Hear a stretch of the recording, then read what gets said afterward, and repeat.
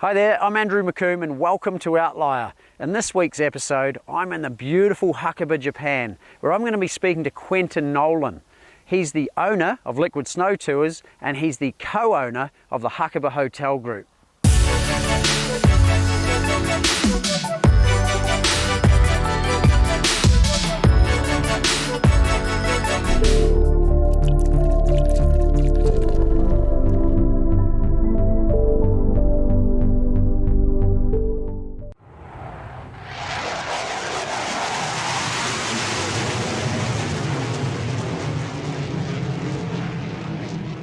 Okay guys, I'm excited as always. Let's go and meet Quentin.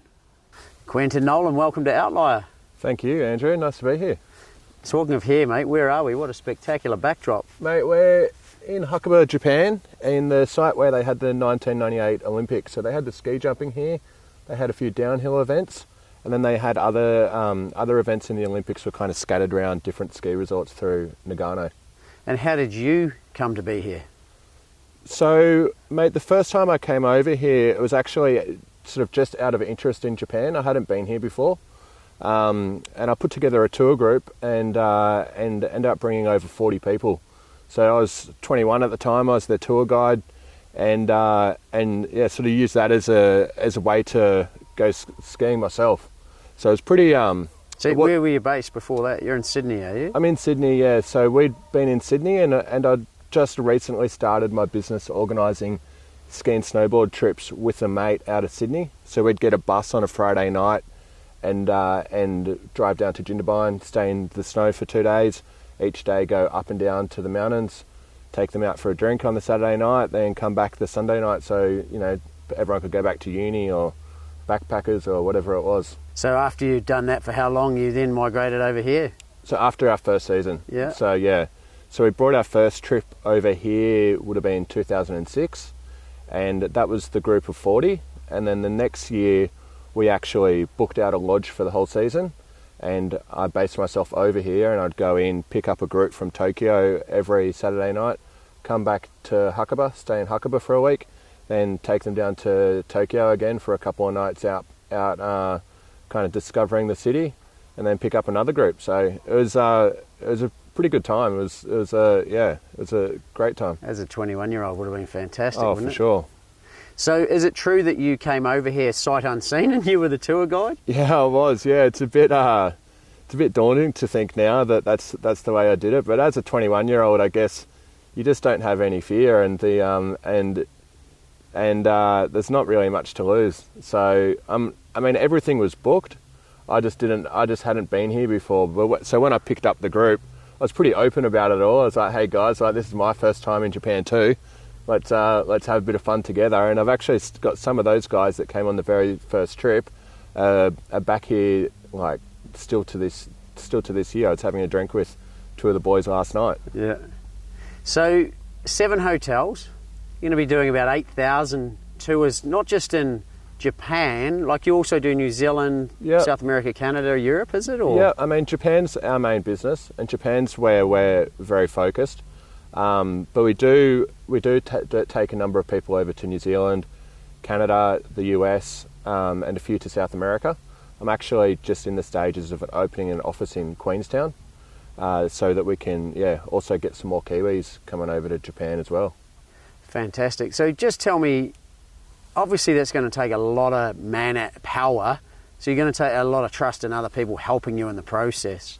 Yeah, I mean, it's like for the stage we are at now, it's the success of my business is almost solely reliant on the quality of my staff. And I'm lucky in a way, but it's also taken a lot of work to get a really strong team of people that I've got a huge amount of trust in, and largely the reason for a lot of the success. Yeah. So when you started out in the process in the early days, it was just you, or did you have other support quite quickly?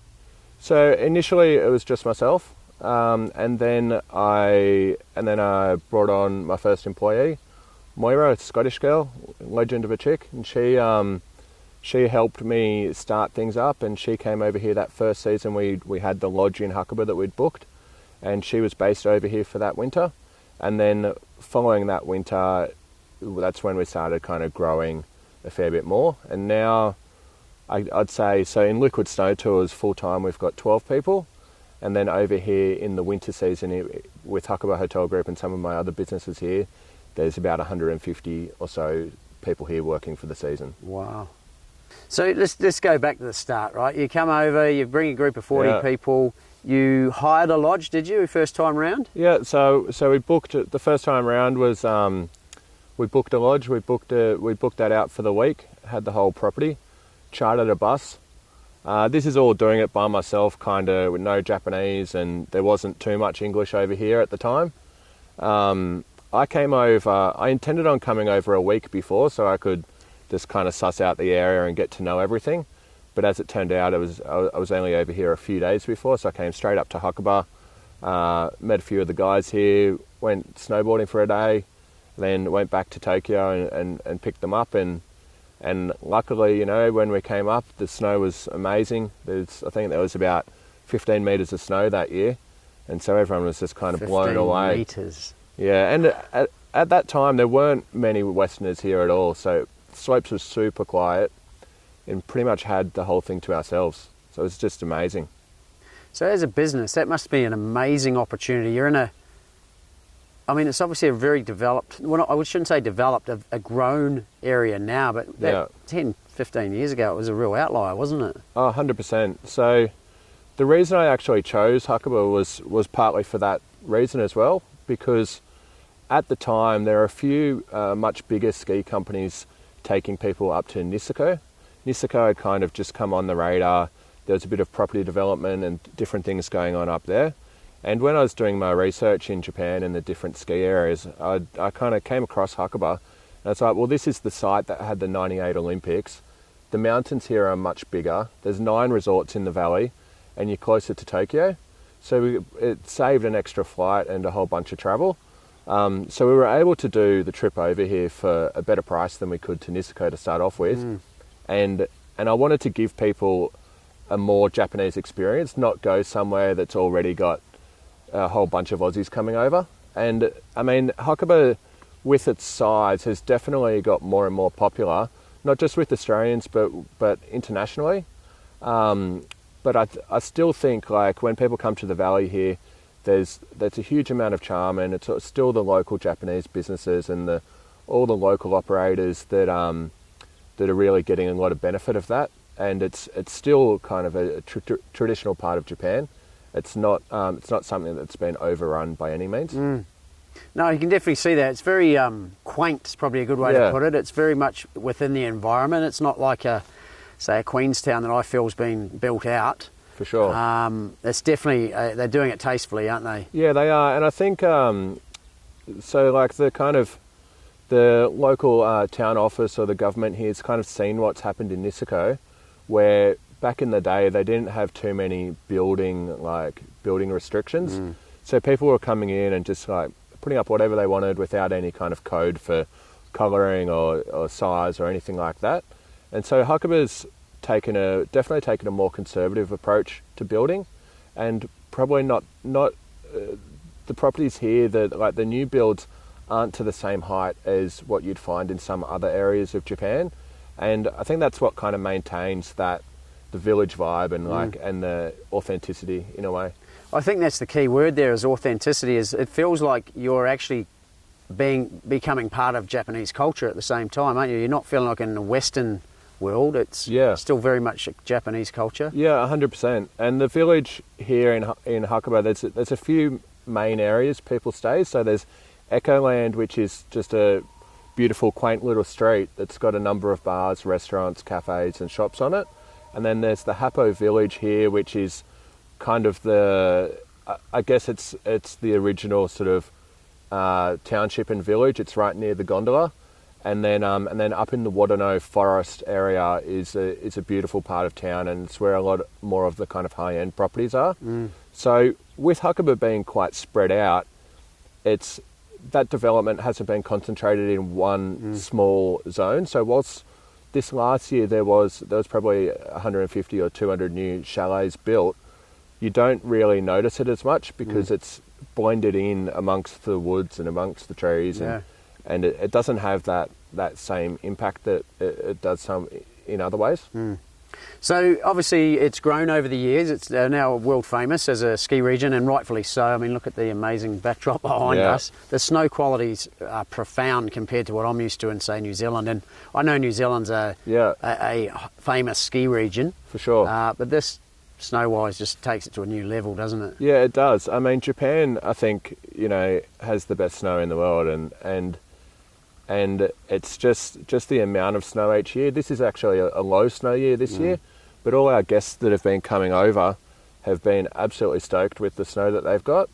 So when we go back to a normal season, that's 5 to 10 metres here over the course of the season, and people are just blown away by the quality of the snow. Yeah, mind-blowing. And obviously around the streets and that too, you got like a real fairy tale feel around the town and the villages, and it just adds to the experience for me. Sure. It does, and we're actually now seeing a lot more people coming over here from other parts of the world. So the big kind of growth at the moment, I think, is coming from North America, and also Europe. A lot of Europeans have kind of that are used to going to the Alps and now choosing to come to Hakuba for their ski trips. So that, I guess that says something in itself. Europe was the sort of birthplace of skiing and snowboarding, and now they're coming to Japan. Yeah.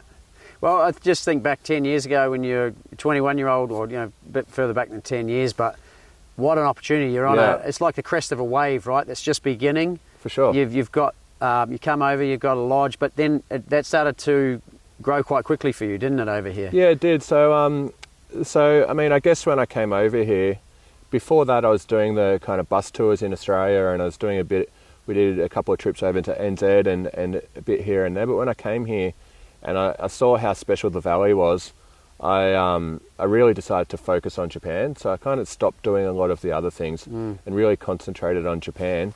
And I guess it was a good opportunity because it was an area that hadn't been kind of taken over. So there was definitely opportunity here that you wouldn't get in a place like Whistler, for example, or even at the time in Niseko. Like I was 21, didn't have much money, was kind of winging it and doing what I could, and so I guess it was taking advantage of that opportunity. So then, as we sort of developed after that first season, and Jetstar actually started doing direct flights to Japan, so I called them up as like a naive 22-year-old. I was like, hey, why don't you guys package your flights with my ski holidays? We'll put it all together, and then I'll give you a commission on the holiday component. We'll fill up your flights. It's a win-win. And they were like, that idea sounds great. We're not quite ready for it yet. They didn't have the infrastructure in place yet. They just started flying to Japan. And then we stayed in contact, and a year later we started doing these ski trips for Jetstar. Wow. And they were sales where they'd discount their flights by 40%. We'd put together a ski package at all different levels, and then go out to the market and book 400 or 500 people in over the course of a week, and then service that through the winter. So that was a pretty cool opportunity, and then that grew into doing some ski trips for Qantas as well, and that also kind of grew into the property side. So one of the challenges I had at that time was a lot of the local hotels would block off their Saturday nights just for Japanese guests. Yeah. And I wanted to put together a 7-night package. So it was our biggest challenge, I guess. And there was a hotel here owned by another Australian guy, a more sort of 5-star property that we'd been booking lots of clients into. And he asked his manager at the time, like, who's this young fella that's sending us all our business? I want to go and have dinner with him. And I went and had dinner with him in Melbourne.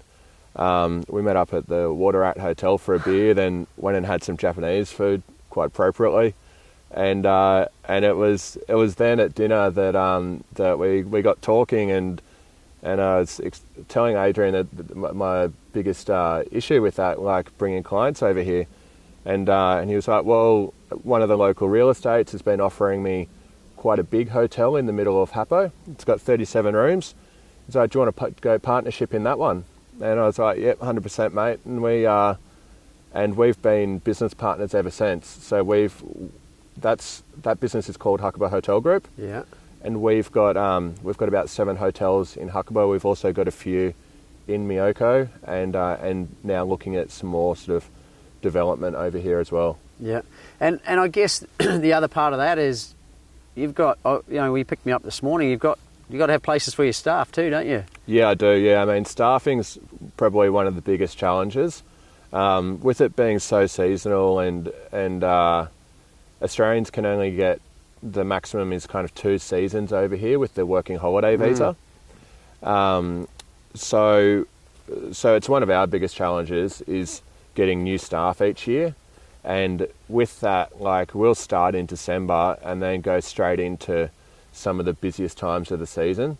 So there isn't a huge amount of time for training and whatnot. I mean, we try and hire as many bilingual Japanese staff as possible, also to give that experience to our customers coming over of really being in Japan. And if we can hire local people, it also helps us with the accommodation side, because at the moment we've got 5 or 6 different staff lodges that are a challenge in themselves. Yeah, so that's almost its own business trying to run that, is it? Yeah, it's definitely a big part of it. Yeah. So that's something that's, I think it's an issue for everyone that's got businesses here, and it's something that is getting harder and harder, especially as the property here, like the property in good locations is being utilised for customers. That the staff accommodation, luckily we've got most of our staff accommodation in really good locations, which is walking distance to the ski hill or right on the ski hill. But a lot of other operators have had to move their staff out, start busing people in, and I mean that creates its whole bunch of challenges. So if we go back to, again, I love the story. You're 21, 22, you've come to Japan. First year you're engaging a resort to help you out, but it wasn't long before you had your first resort, was it, or your first lodge? Yeah, for sure. So after that, I guess the first season I brought over 40 people. The next season, based myself here, did the trips each week, back and forth from Tokyo. We brought about 400.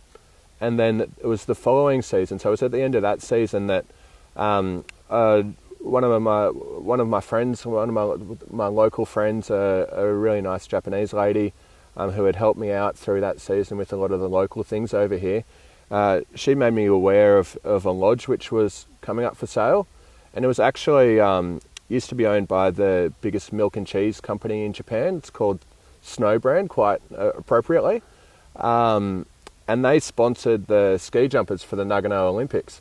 So the lodge that we bought, we had to change the name of it. It's called the Lab, and it was where the actual ski jumpers stayed for the '98 Olympics. Yeah. So when I took over, there was a lot of memorabilia in there, a lot of signed posters and different cool things from the Olympics. So that's a bit of a charm of that lodge, that people come in there and that's up on the walls and whatnot. Well, if you look at this, right, is it a 100-metre jump and a 60 or something? What's the... Yeah, I think that's about right. So if you hit the big one and land down here, I think you get up to about 120 metres in the air. They still have competitions here. They also use these ski jumps in the summer. So they're kind of skiing down on the plastic bristles and then fly through the air. Yeah.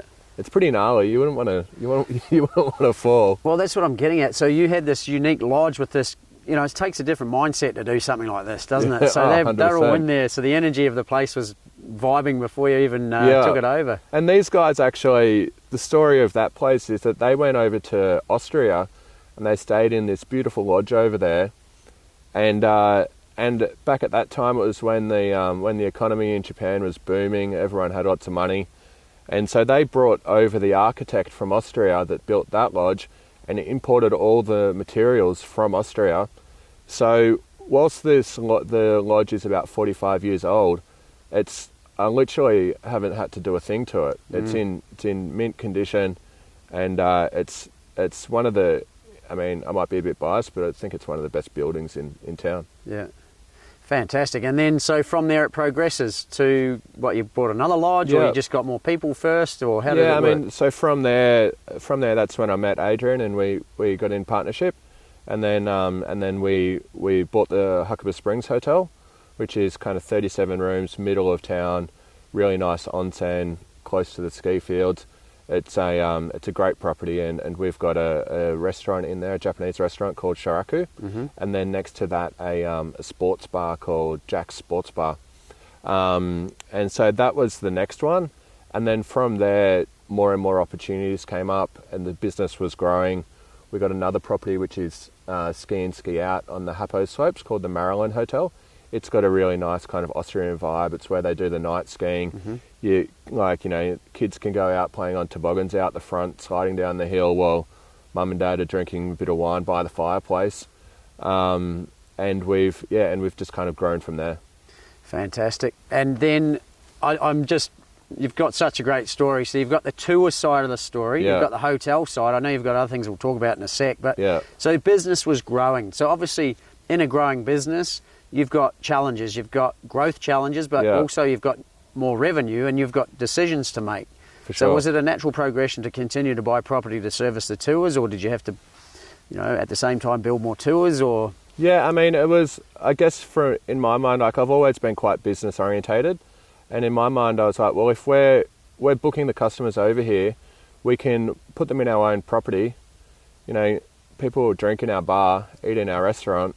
It's a pretty well integrated business, and that was kind of the thinking behind it. And it was also just being in control of that product. So then we could make sure that the quality levels were there and people were getting the best experience. Because often if you're relying on someone else to do that, they might not do it the way you want them to. So Quentin, that must bring up other challenges for you with, obviously staffing, marketing. Yeah. You've always got to keep an eye on whether the properties are filling and it's meeting the numbers. For sure. How do you go through that process every day? I mean, our property side of things is completely independent from Liquid Snow Tours. So we also work with all the other main travel agents in Australia and worldwide. And then we get some bookings from OTAs, so companies like Booking.com or Expedia, and we also try and push out as much direct bookings as we can through our own different sort of marketing channels, and we've done that so the hotel side's not just reliant on one business, and then it can also I feel like if it's working independently of, say, Liquid Snow Tours, then it's not, you don't have any sort of conflicts there or anything. We have the same arrangement with all the different travel companies that we work with, and Liquid has to sort of survive in its own right and has to compete like anybody else does, which keeps us on our toes as well. Yeah. It also gives you two saleable assets, doesn't it, at the end, if you choose to go that way, where if they're all together, it's kind of one big thing. Yeah, it does. And that's been a good way for us to do it. And as Liquid's grown, that's contributed to more bookings in our properties, but also all the other properties. So we work with probably 150 hotels and properties in Huckabee. So the properties that I've got some ownership in, only a small part of that, and that's important to me because the main thing we focus on is giving the customers the best like hotel or apartment or whatever it is for their needs. So if I bring somebody over here, we put them in a property that's like a Japanese hotel somewhere that meets their needs perfectly, then they'll want to come back with us, or they might go to a different resort next year but they had a good time and we put them somewhere good for them, and so they'll come back to us. If we start making those decisions based on, well, I'll put you here because this is something we own, then you can lose some of that kind of goodwill. Yeah. And that's the most important thing for me, is just organising the best ski trips for our customers. And so on that also, my staff all come over here. So they all spend, 1 or 2 months here in the winter, not just in Hakuba. They go around to all the other resorts in Japan as well that we work with. And from that, when somebody's talking to one of them, they can give them like really good first-hand, honest feedback. It's not like, going into a flight center or going into somewhere else where they're just trying to earn their commission. Yeah, and they've got no knowledge. Yeah, exactly. So I think that's where we've been quite successful. We also try and offer another level of service. So when somebody comes over with us, we have complimentary mountain guiding 4 days of the week. So we do that at Hippo Village, which is the biggest resort in Hakuba. Also at Hakuba 47, at Iwataki and Sagaiki. And so that's just a kind of service. So when somebody's here, we'll show them around the mountain, do it at different areas so they know where to ski, and then they'll go off and do their own thing after that. And then we also have like a kind of meet and greet night in one of the local bars, and just try and build that one-on-one relationship. Because, if you're talking to someone through the booking process over email or over the phone, at the end of the day, we could be sitting in an office anywhere in the world, and it's not the same as coming over and actually meeting the person that booked your trip and going for a ski with them, and it's just that level of kind of personal service, I think, sets us apart a little bit from our other competitors. Well, it definitely strengthens the connection, doesn't it, for repeat business? It does, yeah.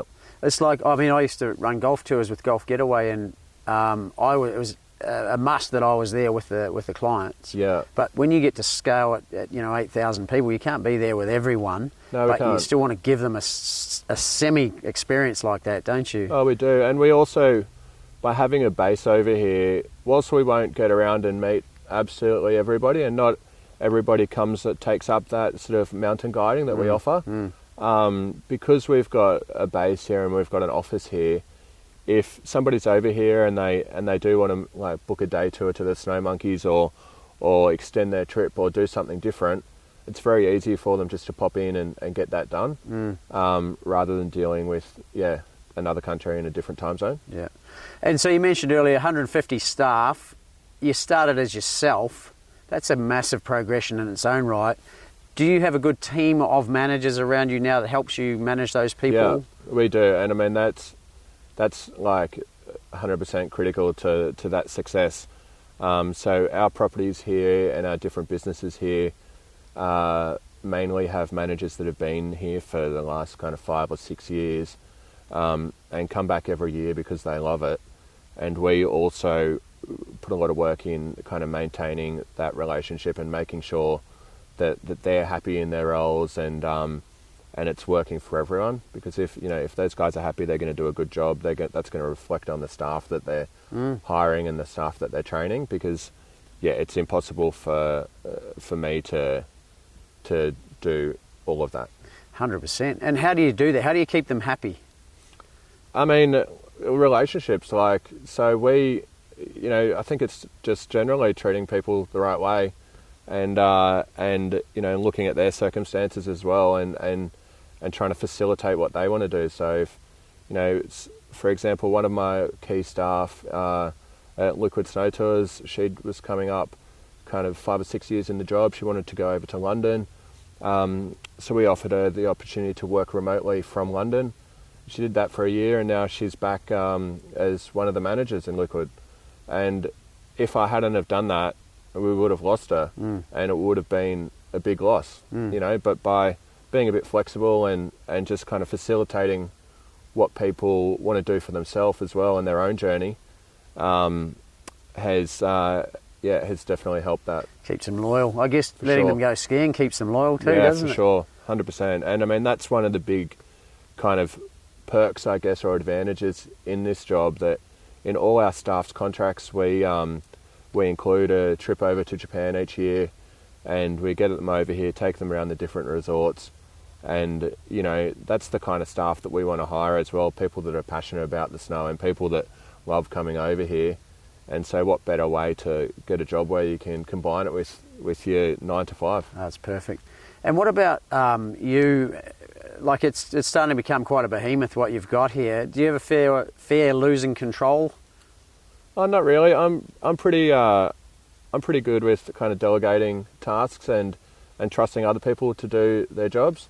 I mean, it doesn't always work out, and there's definitely been some staffing issues over the years, but generally, like, it's been really good, and we do have a really good team, and I think that's also because of the way we manage that team and facilitate their jobs. And so if we look at obviously there's the touring business is just on a constant growth, the hotel business is on a constant growth, other developments. Is there anything else you're doing? Because you've got your bars and restaurants as well, which are beautifully vertically integrated. And well, yeah, so we're actually new for this year. We've got a music and snow festival. It's on next week. It's called Snow Machine. So I partnered with another guy who does a lot of kind of music festivals in Australia and manages a bunch of artists, and he does some tours through wineries in Australia. So we brought him over here last year and had a few events on as a bit of a test to see whether it would work. Then put together this great lineup and went out to the market and we sold about 2,500 packages in the first hour, and we'll have close to 4,000 people coming over next week. So we're sort of just in the middle of all that setup and all the fun that involves. And then next week should be great. There's some more snow on the way. I had a look at the weather this morning. There'll be a couple of sunny days, and so people will be able to come over, go skiing through the day. We've got some music events on the snow, and then we've got a main après stage out the front of one of our hotels, and then the main stage where we've got a pretty good setup with lights and production wise, and then that will go through till about 10 o'clock at night, and then have different events on in bars after that, and have a good week, really. Sounds exciting. I guess what you're doing is just creating a reason to be here, right? For sure.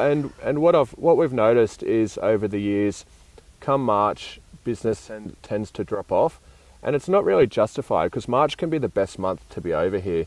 The sun's out, there's heaps of snow, and it's an awesome time to be here. But for whatever reasons, sort of that Christmas, New Year's holiday, then January and February are the peak seasons, and then the numbers do drop off in March. And so this was another way to introduce Huckabee to people that otherwise wouldn't be coming here.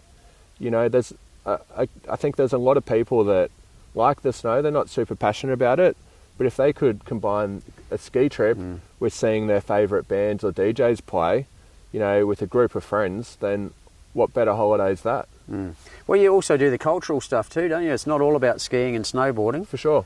We do a number of day tours out to the snow monkeys, into Matsumoto to the castle. There's in our Japanese restaurant here, we have live taiko drumming performances 3 times a week, and we really try and include that into the whole experience, because that's part of being here.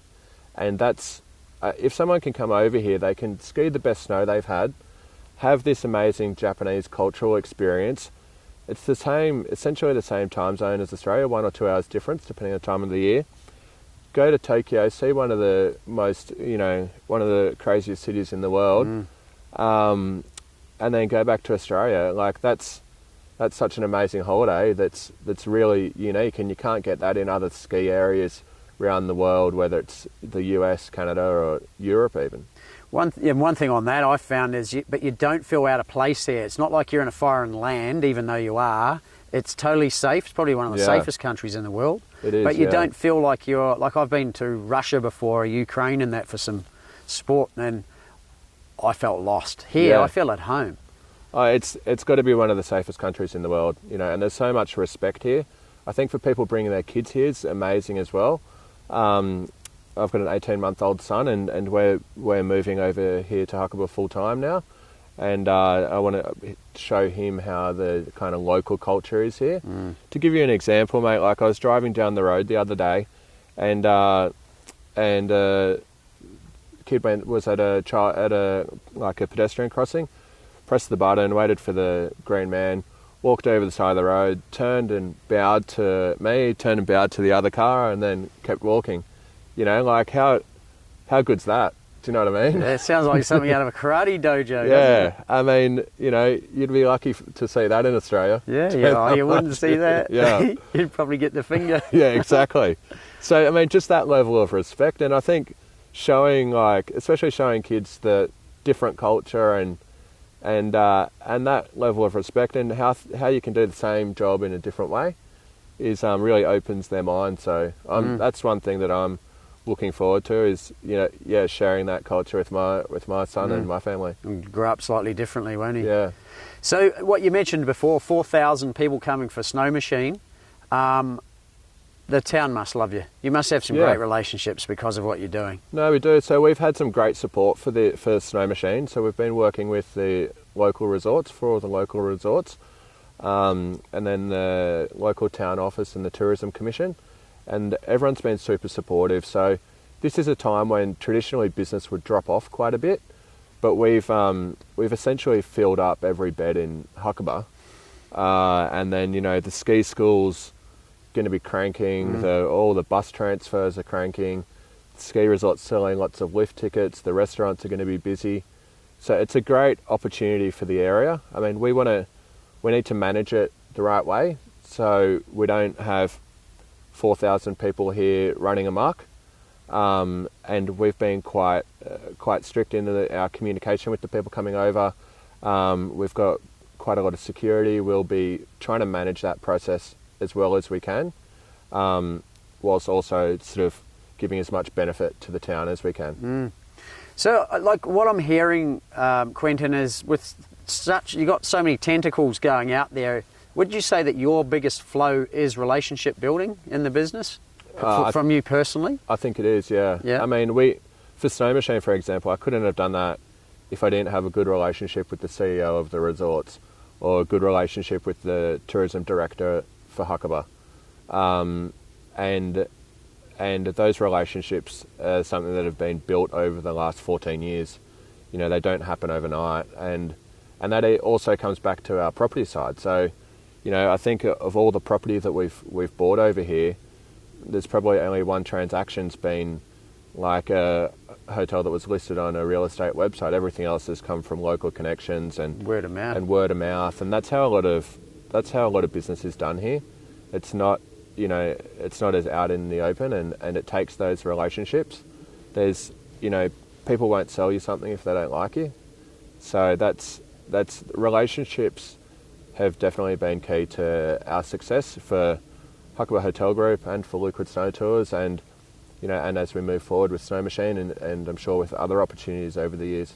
Well, I think what's also important with the relationships is they're seeing the value you're generating on an annual basis, right? And that it's growing. So it's not like you're saying you're doing something and then not delivering. Yeah. So how important if your flow is to be the deal maker or the relationships guy, how important is that back end for you to make sure the detail's taken care of? Oh, it's super important. And I've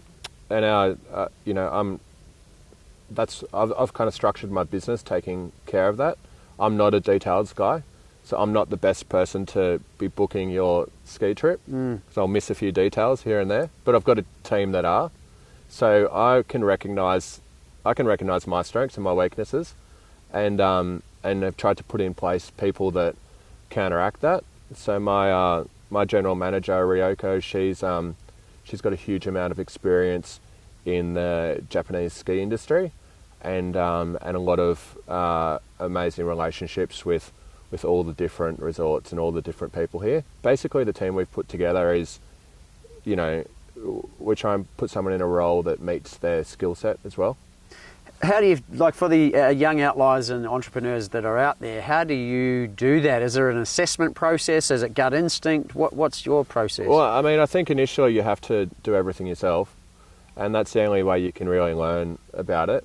So by doing it myself and making some mistakes, I could recognise that there were certain roles that I wasn't the best one to do, and then it's putting the right people in place, and so that comes back to relationships as well. Same thing with my staff. Majority of them haven't been hired from advertisements online or in the newspaper. Majority of them have been people that have come over here on ski trips, or people that I've known from other businesses that have been ready to move on. and we've been able to offer them a good opportunity. So when do you delegate? Like, when do you know when to do that? I guess now I delegate a lot. So the majority of what we're doing here, especially with all the kind of day-to-day things, is putting the right people in place. And I've got a general manager who's really good at organising that process, and just kind of trying to find the right roles for the right people. Yeah. So the relationships is obviously a massive strength of yours. You've built some incredible ones with Qantas, Jetstar, with Snow Machine, with your hotel group, with all the resorts, and obviously the town in general. What do you say to that 21-year-old who's out there who may or may not be considering doing a business about the importance of looking after people? I think it's massively important, and I think if their focus is, I think people can get a bit too caught up in the short-term focus. And if you're looking at, doing business for the next 10 years or 20 years, you need those relationships.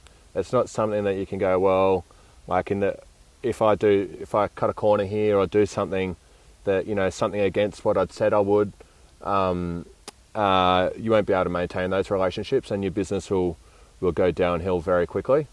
So I think like a lot of it's kind of common sense. Like if you treat people well, like they'll be good to you back, and that's where opportunities will come from. So that's been my experience, and it's certainly something that I think's been very important for us. What about the courage it takes at a young age to have those conversations with potential partners? Obviously, you've got to, before you have the conversation, you've got to know they're probably a good fit. Yeah. But then you've got to have the conversation. How did it bother you at the time, or? Mate, I look back on it, and I probably wouldn't do things the same way now, but the beauty of being 21 is that I had nothing to lose. So like when I started, I was working full time on liquid, and then I'd work at night time in a bar just to kind of cover my living expenses. And I didn't take $1 out of the business for the first sort of 2 years, potentially 3 years, because it had to go back into it. That's a big concept for a young person these days, isn't it? Long-term gratification. Yeah, it is. But I mean, the upside's a lot bigger than working in an office for somebody else for the next 30 years of your life. There's definitely opportunities out there, and I think people can be too worried some of the time about making mistakes or stuffing something up. That's the only way you learn. Like I've made heaps of mistakes, but it's kind of dealing with that and moving on, and just sticking with it. Like hard work, really. I guess how you look too is important to a lot of people. So they might want to spend some money to make it look like they're doing some good stuff. But I mean, you've got such a great business now, and it's multi-million-dollar business. But it's not about how you look, really, is it? It's about a long-term future. And I mean, it's not solely about money either. Like money, is one way that you can kind of measure the success of a business, but it's the process. And I love doing what I do, and it's, if my focus was on how can I make the most money this year, we probably wouldn't be here, because that's not been my focus. My focus has been looking after the customers and sharing this experience with as many people as we can, and money and profits is sort of a byproduct of that. I think some of the time people have the wrong idea and then go into something thinking, well, I'm only doing this to make X amount of dollars, and I don't think that's ever the right approach to it. It's interesting. Every outlier I've spoken to talks about the passion to deliver for other people, value to other people. Yeah. Why is that so important to you? For you to share this experience, what is that touch in your heart to want to share that? Mate, like people come over here and have a holiday and they have the best time skiing that they've ever had. And then I'll have a beer with them in the bar afterwards, and they're stoked. They love it. And I went on my first ski trip when I was in high school, on a school ski trip, and I loved it. And coming over here, I was like, Huckabee's amazing, and I want to share this with as many people as I can. And if other people get a bit of enjoyment out of it, then awesome. And the byproduct of doing that is obviously a successful business, isn't it? Repeat business. It is, referrals. 100%. That's how we've grown. Like, we do some marketing, but the vast majority of our growth has come from either repeat business or referrals. Mm-hmm. And I think that's kind of the success in any business. If you're treating people the right way and you've got a good product, then they'll tell their friends about it. And that's worth a lot more than going out and spending $1,000 on Facebook ads. 100%. That's free marketing after a while, isn't it, once Yeah. you've acquired that customer? Yeah.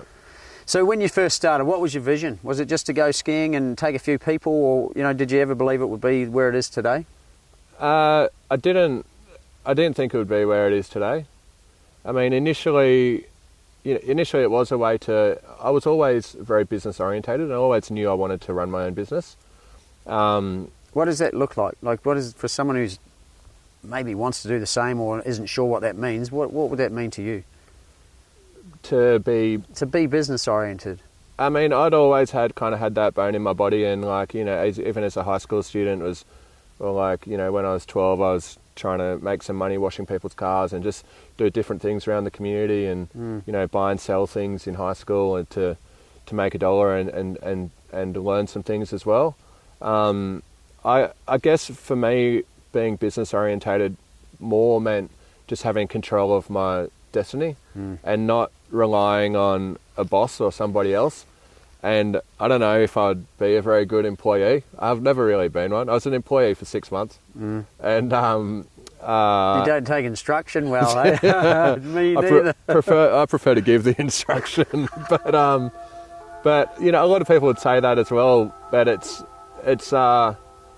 more about having that control, and like being, if I stuff up and we don't do well, it's completely on my shoulders. But if I do a good job and do deliver, then I get the reward for that as well. It's not somebody else getting that reward. So it goes both ways, because it's easy to say, oh, I want to have control of my own destiny and stuff, but then you've also got to take responsibility for your mistakes.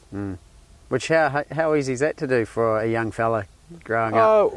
I feel like that I've always, you know, been quite good with that. Like, when I've stuffed up, I've taken ownership of it and moved on. I don't get too caught up on something that's happened. I move on and I go and try and learn from it and move on to the next thing. You know, and you have to have thick skin, because we've, you know, over the years we've been thrown a number of challenges. There was the earthquake here that and a number of years ago that really slowed tourism to Japan. There's the global financial crisis, where the exchange rates went from being 100 yen to $1 to 50 yen to $1, so everyone's trips just doubled in cost overnight. And these were a lot of things that, you know, shut other people down. But you need to have thick skin and move on and deal with the hard times to get the good times as well. So how did you adapt in those times? I mean, I adapted. Like, I did everything I could to keep all my staff on, or definitely all the key staff. I mean, some of them had to move to sort of part-time hours and move their shifts down. And it was actually through that process that I managed to acquire my general manager, who came from another ski company that dealt with it in a different way by firing most of their staff. And I got her on board, and it's been one of the best things for us. And so I guess that also goes back to relationships and really doing, you know, I'd pay my staff before I'd pay myself. So really doing whatever we could to keep them on board, and people understood that and respected it as well, and then give me that loyalty in return. So going back to the vision, from bringing a group of people over to now having a multi-million-dollar business, was that the vision, or is there a bigger vision at play here? I mean, now we're at a stage where we're starting to get some serious investors coming into Huckabee. So we're looking at partnering with some different people and doing some developments on a bigger scale, and really opening up. Like, Huckabee's developed through initially Australians coming over. Now that's starting to grow with more people from Canada and the US and Europe coming over. But I see a big future in Asia, and a lot of people coming from Hong Kong, Singapore, and mainland China. And that's what's going to what's going to be the next real push in the valley here.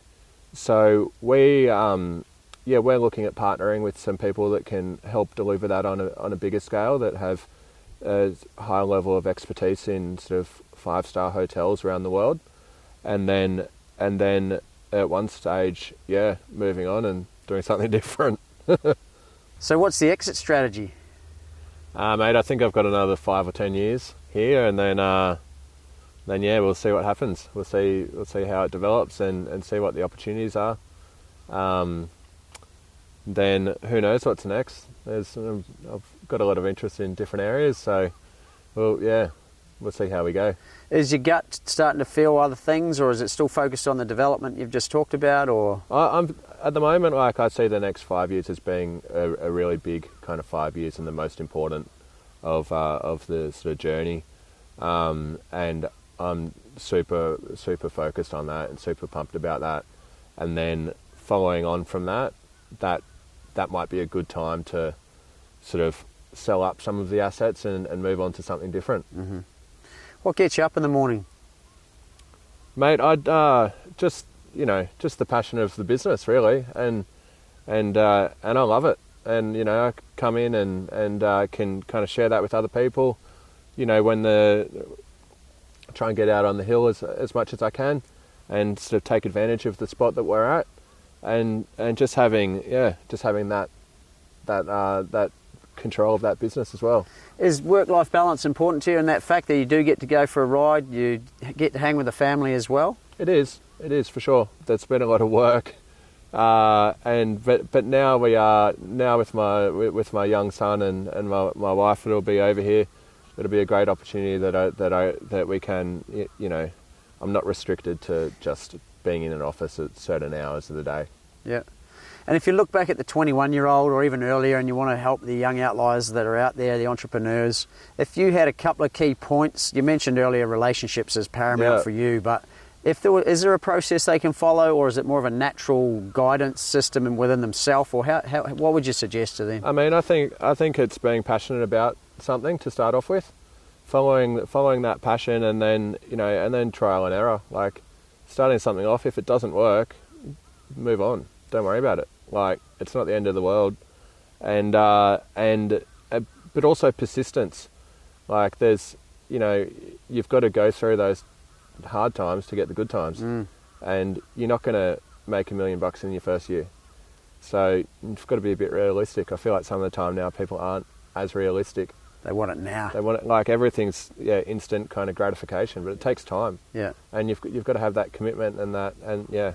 How do you know when something's not working versus being persistent and seeing it through, knowing you'll come out the other end and it'll work? Yeah, that's a good question. I mean, I guess that for me has just come down to gut instinct. Like, and when we've tried something, we can see the results. I'm quite data driven and quite good at recognizing something and scratching it when it isn't working. And you'll look at the numbers to tell you whether it is or isn't? Yeah, I will, yeah. So, I mean, yeah, and take everything into account. So there might be, other factors that have affected it. So without those same situations, it might work. So that might not be the time to just, move on to the next thing. But just looking at the whole kind of situation as a whole and using the numbers, but also your gut instinct. So it's interesting, isn't it? So it's not just purely numbers, it's variables. Like at the moment, there's a certain virus, you've got the lowest snow in 70 years, etc. Doesn't mean Huckabee's not working, does it? Well, mate, I was looking at a chart yesterday that's got the last 90 years of snow, and you go back 80 years and there was like similar snowfall. So that chart was really good to actually see it, because I believe in climate change, and I think it's a big problem for our generation. But to see this chart and to see how variable it's been over history, snowfall-wise, that after having one bad season, it's like, which is still a good season in most parts of the world, then it's not all doom and gloom. Things that like next season could be the best season. Exactly. So I don't know, you can't get too worried about that kind of stuff either. You can't control it. Yeah. People are still having a good time. Well, it's definitely working. I can see it all around me. And why wouldn't you want to come here? 100%. So last thing for the outliers out there, they might be feeling a little different, a little like they don't belong to the norm, the 9 to 5 or the, you know, society as a whole. What advice have you got for them based on you being that 21-year-old just going with your gut, going with your passion, that'll help them get through to where they're destined to be? I guess it's just believing in yourself and having that level of self-confidence that you don't need to, you know, you don't need someone else's approval for all of those decisions, and you can, and if you stick at it and you believe in yourself and you really believe in yourself, then like you'll get results. It might not happen today, it might not happen tomorrow, but it'll happen. Well, final question. Yep. How would you like to be remembered? How would I like to be remembered? Not that you're going anywhere, but I'm a bit young for that. But oh, mate, I'd like to be remembered as someone that's kind of contributed to society, and you know, whether that's in helping people have a better time, helping people put a smile on their face on a ski holiday, or helping other people on their journey as well. Fantastic. Well, thanks for coming on the show. You're officially an outlier. Thank you. Well done. Thanks, mate. Well, there it is. I hope you enjoyed this inspiring outlier episode with Quentin Nolan. For more videos, resources and information, visit outlier.tv or connect with us on our social media pages below. I'm Andrew McComb, and here's to living the outlier life outside of the comfort zone. I'll see you soon.